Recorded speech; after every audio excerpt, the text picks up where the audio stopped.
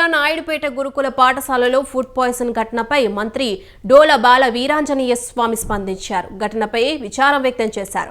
తిరుపతి జిల్లా కలెక్టర్తో మాట్లాడి వివరాలు తెలుసుకున్నారు. నియోజకవర్గంలో పర్యటనలు వాయిదా వేసుకుని హుటాహుటిన నాయుడుపేటకు బయలుదేరారు.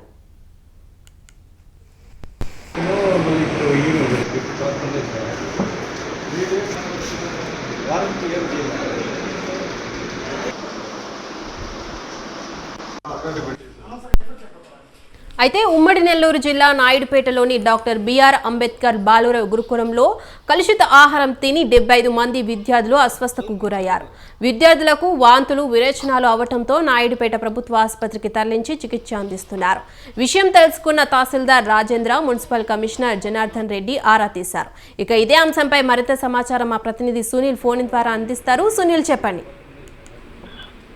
ఉమ్మడి నెల్లూరు జిల్లా నాయుడుపేట గురుకుల పాఠశాలకు సంబంధించి కూడా ఆదివారం అర్ధరాత్రి 85 మంది విద్యార్థులకైతే కూడా ఆరోగ్యం సరిలేకుండా వచ్చిందని చెప్పుకోవచ్చు. అయితే దీనికి కారణం కల్తీ ఆహారం లేదా కల్తీ నీరు అని అధికారులు అయితే దీని మీద విచారణ చేపడుతున్న పరిస్థితి అయితే ఉంది. అయితే అర్ధరాత్రి 85 మంది విద్యార్థులకు వాంతులు విరోచనాలు కావడంతో పాటు కూడా అప్రమత్తమైన హాస్టల్ వార్డెన్స్, అదేవిధంగా హాస్టల్లో ఉన్న టీచర్స్ కూడా అప్రమత్తమైన పరిస్థితి అయితే ఉంది. అప్రమత్తమైన వెంటనే ఉన్నతాధికారులకు ఇంటిమేట్ చేస్తూ మరీ సీరియస్ గా ఉన్న విద్యార్థులను అయితే నాయుడుపేట ప్రభుత్వ హాస్పిటల్కి అయితే తరలించిన పరిస్థితి అయితే ఉంది. తరలించిన అనంతరం కూడా అక్కడ పిల్లలకి ట్రీట్మెంట్ ఇచ్చిన పరిస్థితి అయితే ఉంది. అయితే ట్రీట్మెంట్ ఇచ్చే సందర్భంగా కూడా కొంతమంది పిల్లలు అయితే మీడియాతో మాట్లాడే ప్రయత్నం అయితే చేశారు. ఈ ప్రయత్నంలో కూడా దాదాపుగా మధ్యాహ్నం అయితే ఏ ఆహారం పెట్టారో అదే ఆహారాన్ని రాత్రిపూట కూడా అదే పెట్టారు. దానివల్లే అక్కడ విద్యార్థులకు విరేచనాలను కూడా కొంతమంది విద్యార్థులు అయితే చెప్పిన పరిస్థితి అయితే ఉంది. అయితే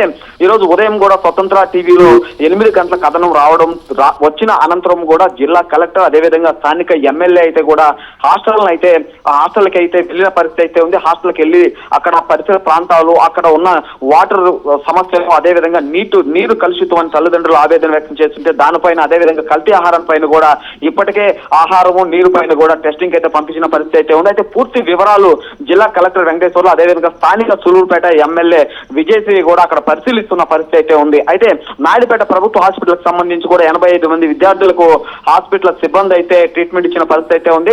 అందులో కొంతమంది విద్యార్థులకి ఎక్కువగా ఉండడంతో పాటు కూడా అక్కడ నుండి దాదాపు 53 మంది విద్యార్థులను గూడూరు ప్రభుత్వ హాస్పిటల్ కి అయితే తరలించిన పరిస్థితి అయితే ఉంది. అయితే తరలించిన అనంతరం జిల్లా కలెక్టర్ తో పాటు కూడా జిల్లా వైద్య అధికారులు కూడా దీని మీద సీరియస్ గా తీసుకున్న పరిస్థితి అయితే ఉంది. ఎప్పటికప్పుడు హాస్పిటల్ డాక్టర్లు, అదేవిధంగా మెడికల్ ఆఫీసర్లతో ఉన్నతాధికారులు మాట్లాడుతున్నారు. మాట్లాడిన అనంతరం కూడా మెరుగైన ట్రీట్మెంట్ ఇవ్వండి, లేని పక్షంలో ఇబ్బంది కలిగే పరిస్థితులు ఉంటే మెరుగైన వైద్యం అందే హాస్పిటల్ కి మార్చండి అంటూ కూడా జిల్లా అధికారులు ఇప్పటికే కూడా అక్కడ డాక్టర్లకి, అదేవిధంగా హాస్టల్ సిబ్బందికి అయితే సూచనలు ఇచ్చిన పరిస్థితి అయితే ఉంది. అయితే ఉమ్మడి నెల్లూరు జిల్లా సూలూరుపేట నియోజకవర్గానికి సంబంధించి కూడా దాదాపుగా నాయుడుపేట గురుకుల పాఠశాల, అదేవిధంగా సూలూరుపేట బాలికల గురుకుల పాఠశాలకు సంబంధించి కూడా ఇదే పరిస్థితి ఉన్న పరిస్థితి అయితే ఉంది. అయితే జరగబోయే కొద్ది రోజుల్లో కూడా సూలూరుపేట నియోజకవర్గానికి సంబంధించి బాలికల గురుకుల పాఠశాల కూడా ఇదే పరిస్థితి రిపీట్ అవుతుందని కూడా అక్కడ ప్రజలు, అదేవిధంగా పిల్లల తల్లిదండ్రులు అయితే ఉన్నతాధికారులకి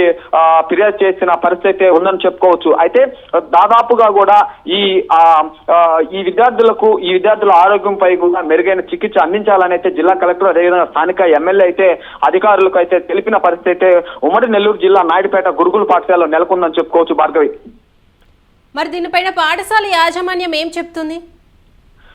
దాదాపుగా కూడా ఉమ్మడి నెల్లూరు జిల్లాకు సంబంధించి ఇటీవల ఒక 4 రోజుల క్రితం కూడా వెంకటగిరి నియోజకవర్గం డక్కిలి మండలానికి సంబంధించి ఓ బాలిక అయితే కూడా ఈ ఆరోగ్యం సరిలేకుండా వాంతులు విరేచనాలు కావడంతో పాటు కూడా వైద్యులు అక్కడ నిర్లక్ష్యం, అదేవిధంగా వెంకటగిరిలో అక్కడ పాఠశాల యాజమాన్య నిర్లక్ష్యంతో పాటు కూడా చెన్నైలో చనిపోయిన పరిస్థితి అయితే ఉంది. అయితే ఈ ఘటన మరొక ముందే కూడా మరో ఘటన జరగడంతో పాటు కూడా విద్యార్థుల తల్లిదండ్రులు అయితే ఆందోళన చెందుతున్న పరిస్థితి అయితే ఉంది. అయితే దీనికి సంబంధించి ఉన్నతాధికారులు కూడా ఎప్పటికప్పుడు అయితే చర్యలు తీసుకుంటున్న పరిస్థితి అయితే ఉంది. యాజమాన్యం నిర్లక్ష్యం వల్లే, అంటే ఆ గురుకుల పాఠశాల యాజమాన్యం నిర్లక్ష్యం వల్లే కూడా ఈ విధంగా జరుగుతుందని చెప్తున్న పరిస్థితి ఉంది. అయితే గత కొద్ది రోజులుగా వైసీపీ ప్రభుత్వం ఉన్నప్పటి నుండి కూడా అక్కడ వసతులు బాగలేదు, అదేవిధంగా నీరు సరిగా లేదు, కలుషితమైన నీరు వస్తుంది. అక్కడ దానికి సంబంధించిన బాత్రూమ్ కు సంబంధించి ఎక్కువగా దుర్వాసన రావడం వంటివి కూడా జరుగుతున్న పరిస్థితి ఉంది. దానికి సంబంధించి కూడా గతంలో విద్యార్థుల తల్లిదండ్రులు అయితే విద్యార్థుల తల్లిదండ్రుల యాజమాన్యానికి, ఆ గురుకుల యాజమాన్యానికి అయితే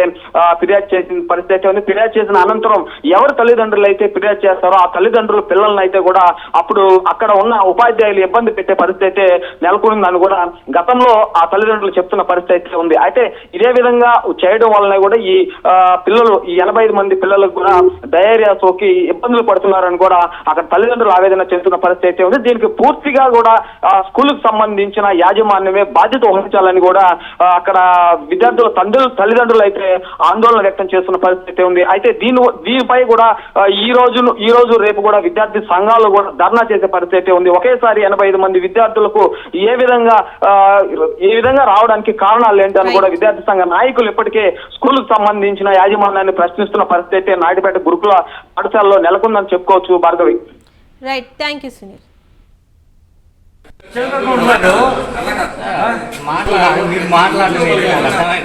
మీరు జిల్లా వైడ్ అన్నారు, నేను స్టేట్ వైడ్ చెప్తా ఉన్నా. వేరే కేసు స్టేట్ వైడ్ ఉంది. మీరంతా కేర్లెస్ గా ఉంటే మీ చంద్రబాబు మీరు జిల్లా వైడ్ అన్నారు, నేను స్టేట్ వైడ్ చెప్తా ఉన్నా. వేరే కేసు స్టేట్ వైడ్ ఉంది. మీరంతా కేర్లెస్ గా ఉంటే మీ చంద్రబాబు మీరు జిల్లా వైడ్ అన్నారు, నేను స్టేట్ వైడ్ చెప్తా ఉన్నా.